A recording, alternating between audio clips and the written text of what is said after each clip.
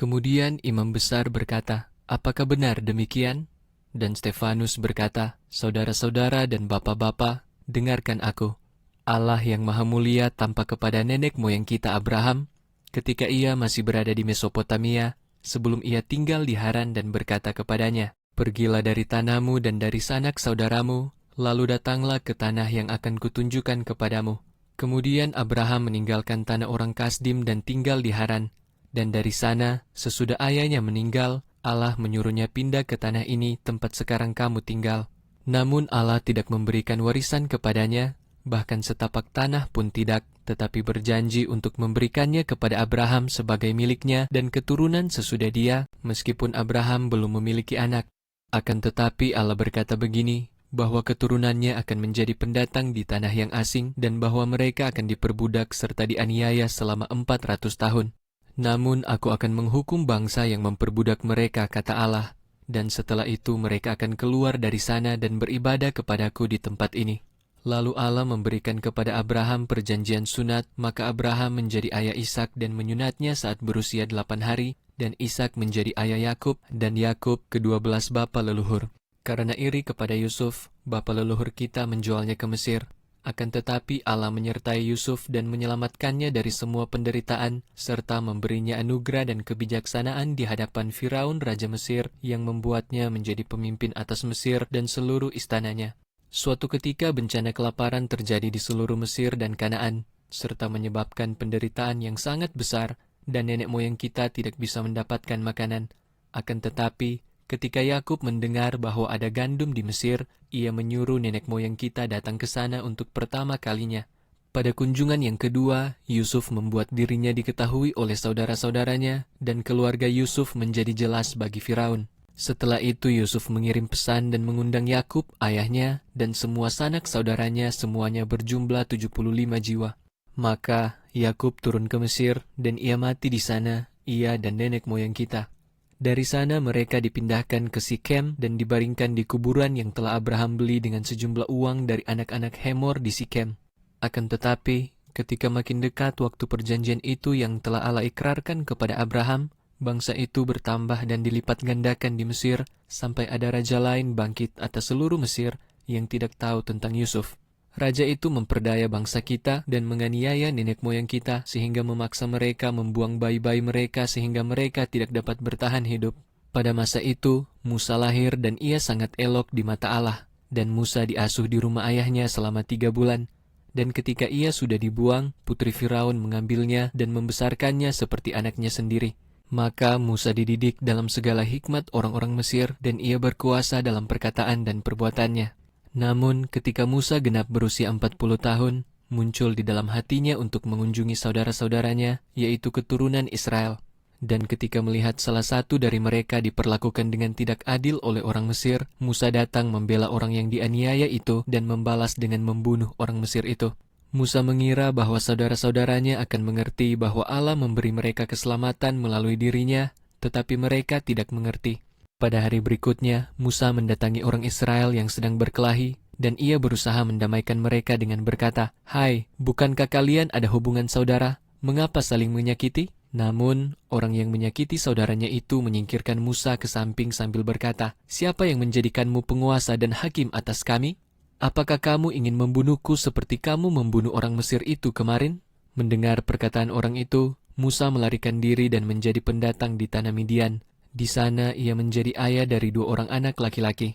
Setelah genap 40 tahun, seorang malaikat menampakkan diri kepada Musa di padang belantara Gunung Sinai dalam lidah api di semak duri. Ketika Musa melihatnya, ia heran dengan penglihatan itu.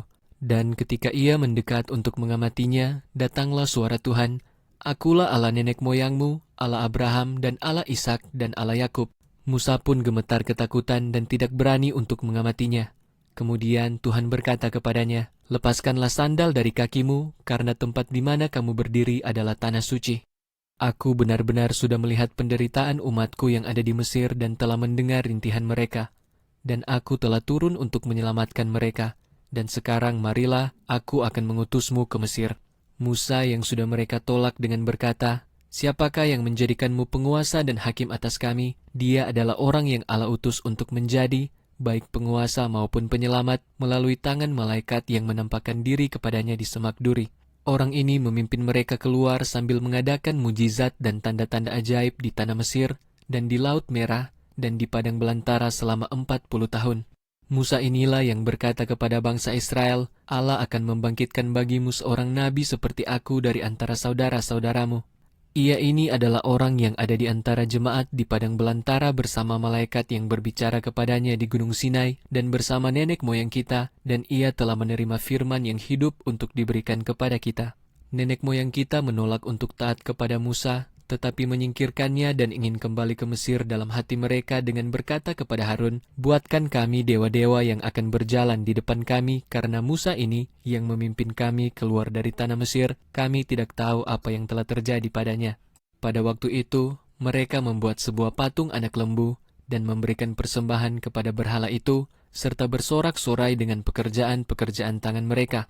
Akan tetapi, Allah berpaling dari mereka dan membiarkan mereka menyembah bala tentara langit, seperti yang tertulis dalam kitab para nabi. Apakah kamu membawa kepadaku binatang sembelihan dan persembahan selama 40 tahun di padang belantara, hai umat Israel? Kamu membawa kemah Molok dan bintang dewamu Refan, patung yang kamu buat untuk menyembahnya, dan aku akan membuangmu ke seberang Babel. Nenek moyang kita memiliki kemah kesaksian di padang belantara, seperti yang Allah perintahkan ketika berbicara kepada Musa untuk membuatnya sesuai dengan gambaran yang telah ia lihat. Setelah menerima kemah itu, nenek moyang kita membawanya masuk bersama Yosua waktu perebutan tanah mereka dari bangsa-bangsa lain yang telah Allah singkirkan dari hadapan nenek moyang kita sampai pada zaman Daud. Daud mendapatkan kasih karunia di hadapan Allah dan minta untuk mendapatkan tempat kediaman bagi Allah Yakub. Akan tetapi, Salomo yang membangun sebuah rumah bagi dia. Namun, yang Maha Tinggi tidak tinggal dalam rumah yang dibuat oleh tangan manusia seperti yang dikatakan oleh Nabi, "Langit adalah takhtaku, dan bumi adalah tumpuan kakiku. Rumah apakah yang akan kamu bangun bagiku?" Allah berfirman, "Atau apakah tempat peristirahatanku? Bukankah tanganku yang membuat semuanya ini? Hai kamu orang-orang yang keras kepala, dengan hati dan telinga yang tidak bersunat, kamu selalu menentang Roh Kudus seperti yang dilakukan oleh nenek moyangmu. Nabi-nabi mana yang tidak disiksa oleh nenek moyangmu? Dan mereka membunuh orang-orang yang sebelumnya sudah mengumumkan kedatangan sang kebenaran, yang sekarang telah menjadikan dirimu sendiri sebagai pengkhianat dan pembunuh. Kamu yang telah menerima hukum Taurat seperti telah disampaikan oleh para malaikat, tetapi kamu tidak menjaganya." Ketika mereka mendengar hal-hal ini, hati mereka tertusuk dan menggertakkan gigi mereka terhadap Stefanus. Akan tetapi, Stefanus yang dipenuhi oleh Roh Kudus menatap ke langit dan melihat kemuliaan Allah, dan Yesus berdiri di sebelah kanan Allah. Stefanus berkata, "Dengar, aku melihat langit terbuka dan Anak Manusia berdiri di sebelah kanan Allah." Namun, mereka berteriak-teriak dengan suara keras dan menutupi telinga mereka, serta sepakat menyerbu Stefanus. Lalu mereka menyeretnya keluar dari kota dan mulai melemparinya dengan batu. Setelah itu, para saksi mata menanggalkan jubah mereka di kaki seorang pemuda bernama Saulus. Dan mereka terus merajam Stefanus yang sedang berseru dan berkata, "Tuhan Yesus, terimalah rohku." Kemudian, setelah berlutut ia berseru dengan suara keras, "Tuhan, jangan tanggungkan dosa ini kepada mereka." Dan sesudah mengatakannya, ia pun mati.